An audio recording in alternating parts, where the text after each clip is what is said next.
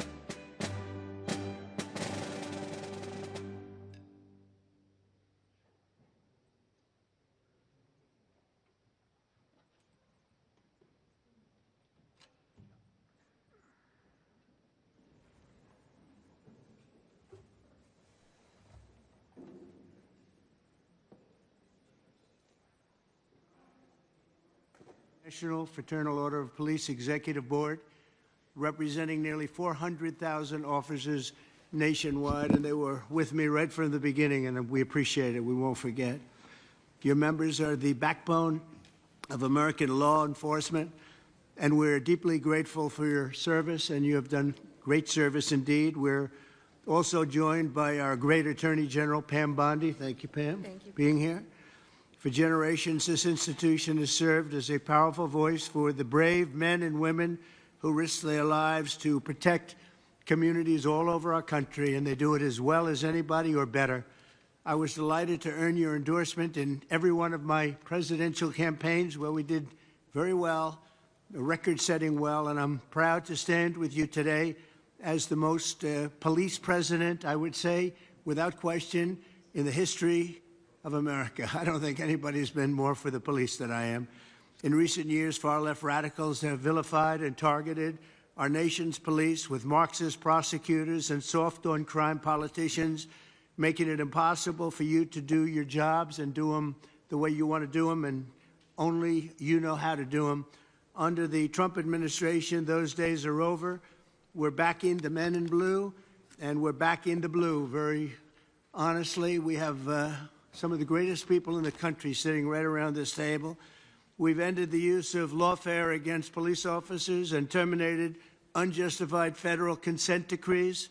I signed an executive order directing the Department of Justice to provide legal protection and financial support for officers targeted by very frivolous lawsuits. Oh, I know about frivolous lawsuits better than you do.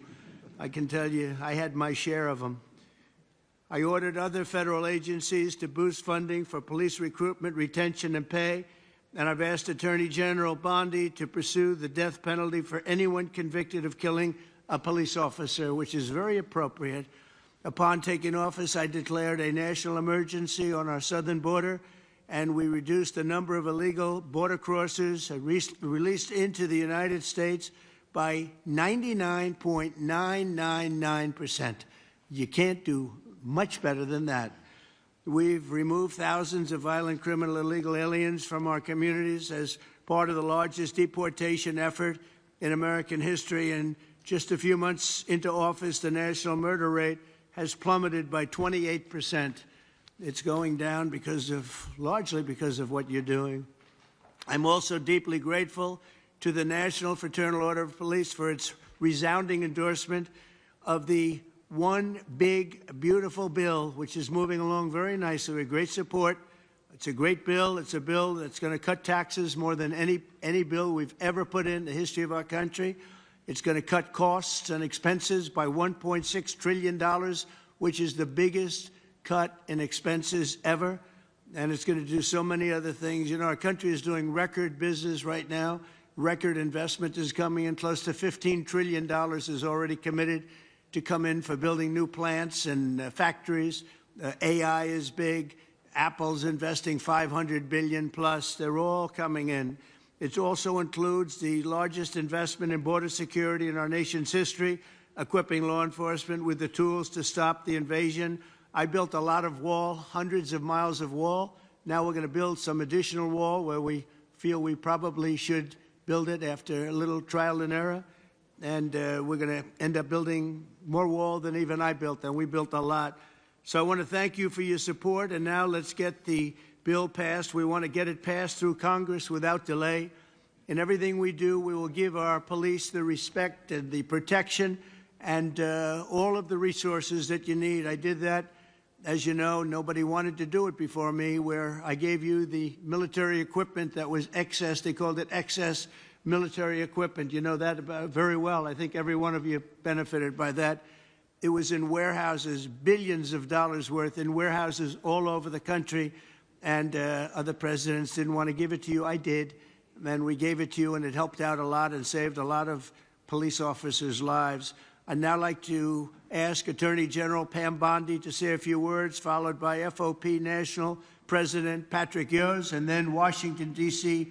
FOP Trustee Greg Pemberton, and Vice President of the Fraternal Order of Police, Joe Gamaldi, all great people. Thank you very much. Pam, thank you very much. Thank you, President, and thank you to the Fraternal Order of Police for being an unwavering voice for America's law enforcement.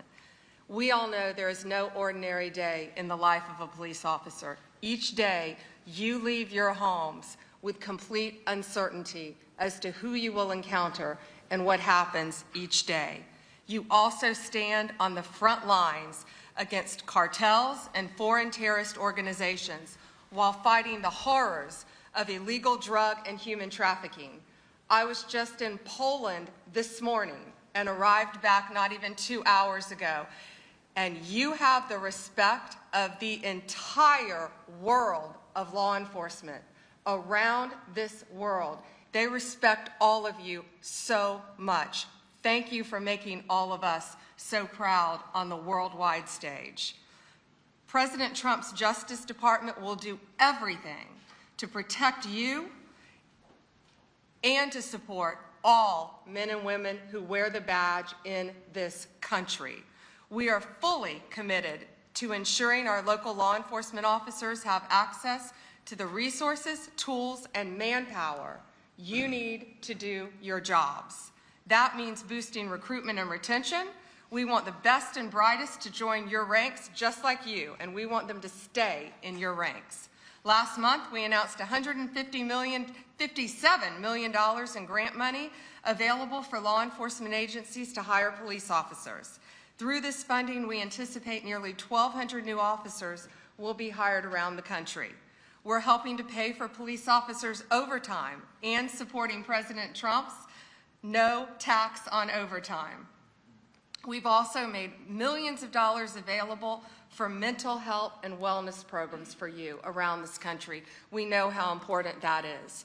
We're aggressively prosecuting criminals who assault law enforcement officers. We will not tolerate attacks on police officers.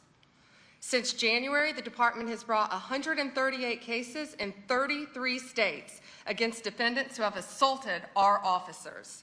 Additionally, the DOJ will no longer target police departments with bogus lawsuits and bogus investigations. We are dismissing lawsuits filed by the Biden DOJ against police departments in Louisville, Minneapolis, Albuquerque, and more.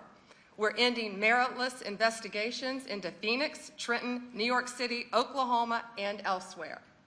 We're also ending consent decrees that take control away from you, destroy morale, and increase violence. Instead, we're working with local law enforcement to give you the tools that you need to make our streets safer.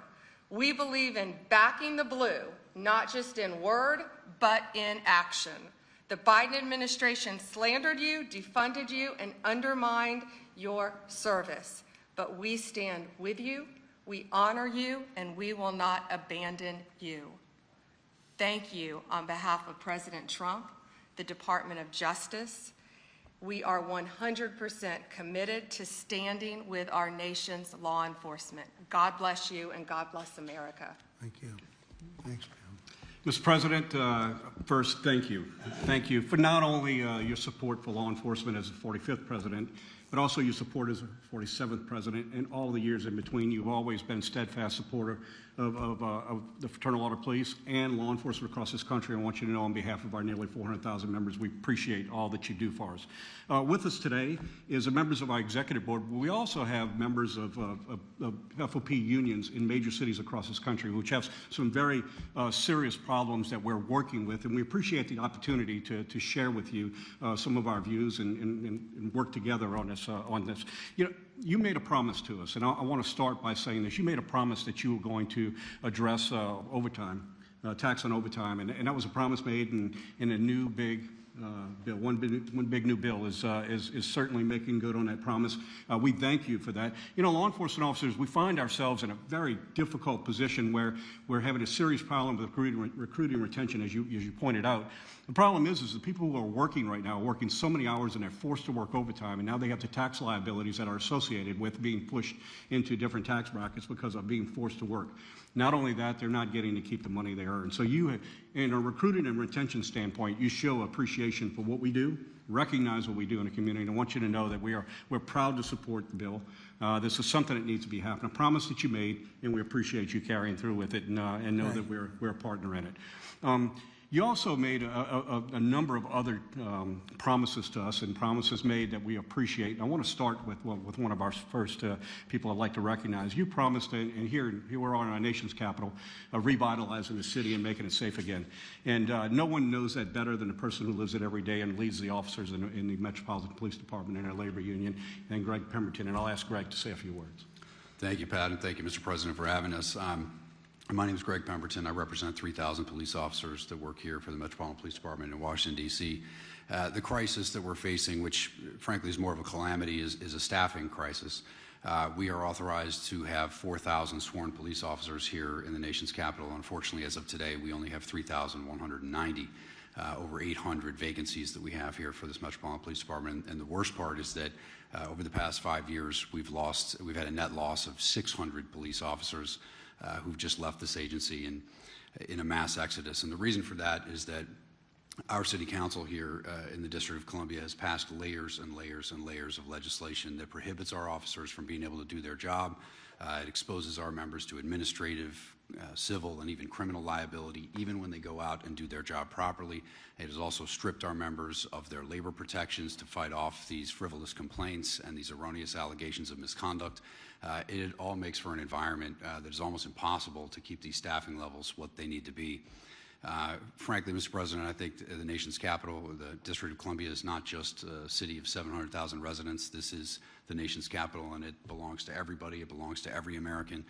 It should be a safe city. It should be a pinnacle of American society. It should represent the freedom and democracy that we all cherish so much. And anybody should be free to come here and experience that and see what it is that we are here in this country. And the sanctity and safety of the District of Columbia shouldn't be left in the hands of a city council that subscribes to these radical ideologies that we all know are failed, and that we have the empirical data that it doesn't work. It only increases crime and makes cities more dangerous. I want to thank you for creating the Make D.C. Safe and Beautiful task force. I've met with Orville Green. I find him to be phenomenally qualified to help us out of this mess. I also want to thank you for the appointment of Janine Pirro for the USAO position of D.C. I met with her recently, and I found her plan to solve and tackle a number of these problems very promising, very optimistic. So the 3,000 police officers stand at the ready, Mr. President, to help you make D.C. great again, and hopefully we can solve some of these problems and fix crime here in the nation's capital. Thank you very much. Mr. President, no topic of the day, pretty much every day now, is the unmitigated disaster that has created in cities across this country with the open borders. And all the problems that it has done for quality of life, it's done for safety within our communities, safety of the officers that work in the communities, and you've been a great advocate of putting us back together. And I'll ask our Vice President Joe Grimaldi to touch on it. President Trump, I think I'd be remiss if I didn't start by saying thank you. Thank you for the incredible efforts by you and your administration to deport these people who have come to our country illegally and then refuse to follow the very laws that we hold so sacred. Our officers, especially in sanctuary cities, are tired of arresting the same people over and over again who never should have been here in the first place. We have lost friends, co-workers, unimaginable trauma to American citizens and families. And the most frustrating part from a law enforcement perspective, what it was 100% avoidable. And now we have judges who are standing up for gang members, murderers, robbers, rapists, blocking deportations, obstructing the very will of the American people. It's a disgrace. And if they had a shred of integrity, which I assume they don't, they would resign in shame for what they're doing right now. But I would just ask that you continue to work with us, continue to support with us so that we can partner with all of our great federal agencies out there, continue to carry out this mission. And again, thank you for securing the border and once again making our country one of law and order. Thank you very much. Very nice. Yes. It's okay. Yes. We're going to have a little discussion now, very private. And I just want to thank you all for being here. And thank you very much, media. Appreciate it. Thank you very much. Mr. President,